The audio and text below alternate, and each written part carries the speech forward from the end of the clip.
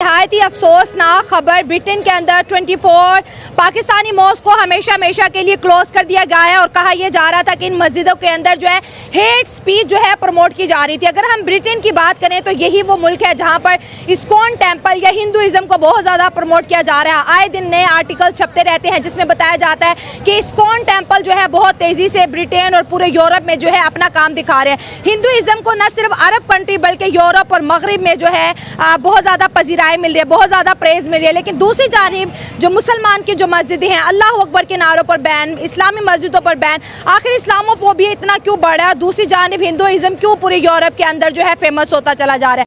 Britain में पाकिस्तानी मूल के लोगों का एक गिरोह ऐसा भी है जो खास तौर पर श्वेत लड़कियों को शराब एवं मादक पदार्थों का सेवन कराते हुए उनके साथ दुष्कर्म और यौन उत्पीड़न जैसे गंभीर अपराधों को अंजाम दे रहा है। असल में ये मैंने भी पढ़ी है ये अखबार में कि वहाँ 14% जो पाकिस्तानी है ना वो काम नहीं करते, बाकी जो बांग्लादेशी है, इंडियन है, दूसरे मुल्क है वो काम करते हैं। मैं तो कहते हूँ पाकिस्तान का मतलब था ना ला इलाहा इल्लल्लाह, लेकिन अभी उल्टा हो गया। पाकिस्तान का मतलब क्या, जो को मिलता ही खाई। दोस्तों, इन पाकिस्तानियों ने कसम खा रखी है कि अपने देश को तो हमने बर्बाद करना ही है और कहीं और जाएंगे वहां पे भी हमने यही हाल करना है। ब्रिटेन इतना तंग आ चुका है दोस्तों इनसे कि उसने ना इनको धक्के मार मार के निकालना शुरू कर दिया है। प्रॉब्लम ये है दोस्तों कि ये जो है ना उनका कल्चर को तो चलो पसंद नहीं करते, ठीक है कोई बात नहीं, आपको किसने कहा थोड़ी कि उनका कल्चर अपनाओ, लेकिन ये जबरदस्ती अपना कल्चर थोपने के चक्कर में रहते हैं। अब देखिए कितनी मजेदार बात यह है कि पाकिस्तान में शरिया नहीं लगाने देते ये, लेकिन ये कहते हैं कि दूसरे मुल्कों में जाके वहां हम शरिया लगाएंगे। ये है इनकी जहालत। अब दुनिया तो इनसे बहुत परेशान आ चुकी है। आपने पिछले दिनों सुना होगा ना कि जर्मनी में भी मस्जिदें बंद कर दी गई हैं। धीरे धीरे दोस्तों इनके अंत की शुरुआत हो चुकी है। पूरी दुनिया इनसे परेशान आ चुकी है क्योंकि इन्होंने ना गंद ही बहुत फैला दिया है छोटी छोटी लड़कियों के साथ। आपने सब देखा ही है, सुना भी होगा। और दूसरी बात ये है कि ये लोगों से इतनी नफरत करते हैं कि इनका अगर दाव चले तो यहाँ पे कुछ भी कर सकते हैं। इसी वजह से अब लोग समझ चुके हैं इनकी असलियत को। अब धीरे धीरे इनको निकाला जा रहा है। आप भी कमेंट्स कीजिएगा, वीडियो को लाइक और चैनल को सब्सक्राइब जरूर कर लीजिएगा दोस्तों। Thank you very much. मसाजिदें जो ब्रिटेन में वो उन पर पाबंदी लगाई गई है, ये एक बहुत मुसलमानों के लिए अफसोसनाक बात है। और क्यों लगाएगी है ना, मुद्दा तो ये है, लगाने वालों ने तो लगा दी, पाकिस्तान का नाम भी जोड़ दिया। क्यों ऐसा क्यों हो रहा है? इतना खौफ मौलवियों को लेके, इतना खौफ मुसलमानों को लेके। वही जैसा कि आपने बात की कि जो मौलविज़म जो सो कॉल्ड जो तबका है उनकी हेट स्पीचेस की वजह से जो ब्रिटेन में मसाजिद हैं वो क्लोज़ की गई हैं, क्योंकि उनके ख़िलाफ़ ये आगे पटिशन दायर की गई थी कि ये बंदे जो हैं ये हेट स्पीचेस करते हैं, बाकी ये फ़िरका वाराना फसादात फैलाते हैं। इस वजह से उधर मसाजिद को की पाबंदी की ये सबसे बड़ी वजूहत हैं। और इसको लिंक पाकिस्तान के साथ इस ज़ुमरे में किया जाता है क्योंकि पाकिस्तान एक जो है सो कॉल्ड इस्लामिक मुल्क है, इसकी वजह से उसका इन्फ्लुएंस ज़्यादा है। जो बात करें जैसे पाकिस्तान में हमारा जो मौलवी तबका है, सो कॉल्ड मौलवीज़म जिसे हम कह सकते हैं, उसने अपनी जड़ें जो हैं इधर बहुत मजबूत कर दी हैं। उन्होंने अपनी मोनोपली क्रिएट की गई है जिसकी वजह से उनका इन्फ्लुएंस हर अदारे पर है। अगर हम अपनी पार्लियामेंट का जिक्र करें तो हमारी पार्लियामेंट में बैठे बंदे हैं वो भी उनके इन्फ्लुएंस के अंडर हैं। जहाद भी तो एक वर्ड है ना जिससे दुनिया बहुत ज़्यादा खौफ खा रही है। ये जहाद की इंटरप्रिटेशन दौर हाज़िर के लिहाज से बहुत गलत की जा रही है। जहाद जो लफ्ज़ है ना, जहाद अपने आप पर अपने सेल्फ डिफेंस को कहा जाता है। जहाद अपने आप को कंट्रोल में रखना, मतलब हम जहाद करेंगे ऐसी चीज़ों के ख़िलाफ़ जो हमें मतलब हमारे लिए ज़रर साबित होंगी, जो हमारे लिए मुफीद नहीं होंगी। तो आज के इस दौर में हम ये इंसानियत के ख़िलाफ़ इस वर्ड को यूज़ करते हैं। हमारे जो नौजवान हैं, बाकी दूसरा तबके, उसको उसके अंदर ऐसी आग भड़काई जाती है कि वो जाके इंसानियत के ख़िलाफ़ दूसरे इंसान की जान लेने पर तुला हुआ है। ये बिल्कुल टेररिज्म है जो इस तरह का इन्होंने जहाद का जो आगे इसकी इम्प्लीमेंटेशन को कहा है। ये बिल्कुल मैं इसको टेररिज्म कहता हूँ क्योंकि किसी भी इंसान की जान लेना दहशतगर्दी है और ये दहशतगर्दी के ज़ुमरे में आती है हकीकतन। तो ये जहाद नहीं है, ये 72 हो रहे हैं, ये जहाद ये नौजवानों को भटकाने वाली बात होती है। लेकिन अगर हम इसी ब्रिटेन की बात करें तो यहाँ पर इस्कॉन टेम्पल, हिंदुइज्म जो है बहुत ज़्यादा वहाँ पर लोग पसंद करें, इस्कॉन टेम्पल बनाए जाते हैं। इस्कॉन टेम्पल को गवर्नमेंट बहुत ज़्यादा सपोर्ट कर रही है, हिंदुइज्म के त्योहारों को मना रहे हैं।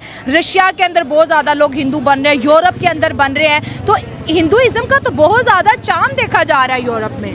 जी, बात यह है कि जो हिंदुइज्म है ना, हिंदुइज्म के लोग ज़्यादा अपने मज़हब को लेकर एक्सट्रीमिस्ट नहीं हैं। जो हिंदुज़म की जो स्टेट है वो हमारे पास वो इंडिया है। इंडिया में देखें आप, हिंदुज़म मतलब उस तरह एज अ स्टेट लेवल पे वो काबिज नहीं है, मतलब उनका कल्चर के तौर पे लेते हैं हिंदुज़म ज़ाहिर है वो जो भी मैंने बात की, जैसे कि जो कोई भी रिलीजन होता है वो पीस प्रमोटिंग होता है। तो हिंदुइज्म में एक्सट्रीमिज्म नहीं है। जो हमारी जो एज अ इस्लाम रिलीजन है पाकिस्तान में जिस एक्सट्रीमिस्ट लेवल पर चला गया, इस तरह हिंदुज़म हमारे पास नहीं है। हिंदुज़म की प्रमोशन की मेन वजह यह है कि क्योंकि उनके टेंपल वगैरह तमाम तर जो कल्चरल उनकी इवेंट्स हैं, बाकी कल्चरल उनकी जो सिंबॉलिकल रिप्रेजेंटेशंस हैं, उनको आगे लेकर इसलिए चला जाता है क्योंकि वो उनकी उस लेवल की एक्सट्रीमिस्ट सोच नहीं है, क्योंकि वो उनका तबका जो है जो उसको प्रमोट कर रहा है वो as a peace promoting religion उसको हम कह सकते हैं। को हिंदुइज्म से कोई खौफ नहीं है।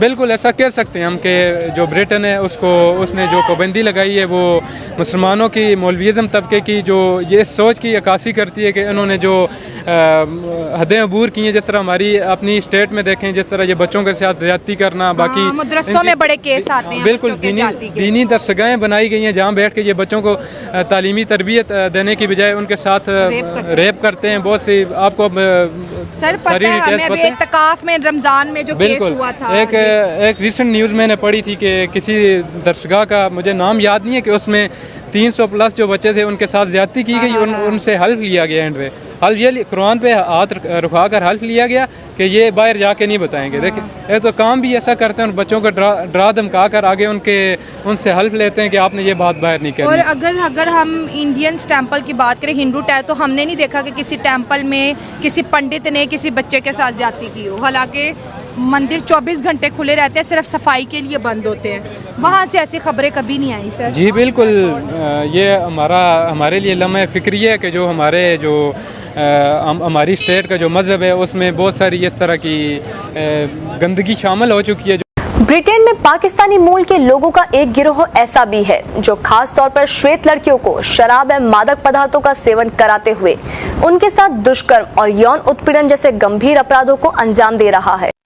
ये जो शब्द हैं इनको नोटिस कीजिए, रेप जिहाद, यानी कि हमने इंडिया में लव जिहाद सुना था, इंडिया में हमने लैंड जिहाद सुना था, एकदम से अब यहाँ पर रेप जिहाद आ चुका है लंदन के। हमें पाकिस्तान को तो we have to look be very cautious and careful.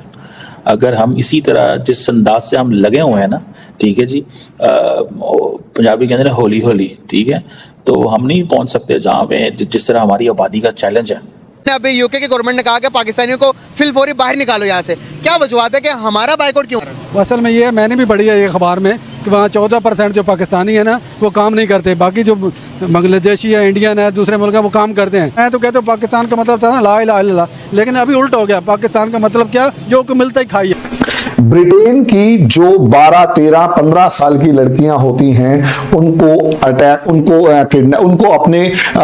Groom करने का मतलब ये होता है उनको अपने झांसे में लेते, उनको पटाते या यूं कहीं झांसे में लेते, बहकाते और सब चीजें करके उनका रेप करते। रेप करने के बाद इवन प्रेग्नेंट करते, और कई बार तो ऐसा हो चुका है कि एक बंदा उसे इस्तेमाल करते और उसके बाद दूसरा बंदे को उसे गिफ्ट कर देते, यानी 12-13 साल की लड़की को दूसरे बंदे को गिफ्ट कर दिया, फिर दूसरा बंदा उसे इस्तेमाल करता, फिर तीसरी को गिफ्ट कर दिया, तीसरे को इस्तेमाल करता, फिर चौथी को गिफ्ट कर दिया, और ऐसे ऐसे करके लड़कियों को प्रेग्नेंट करना और कई बार उन्हें मारना। एक एग्जांपल तो ऐसा निकला जिसके अंदर एक लड़की को उसके मांस को उसके मां बाप को ही खिला दिया गया।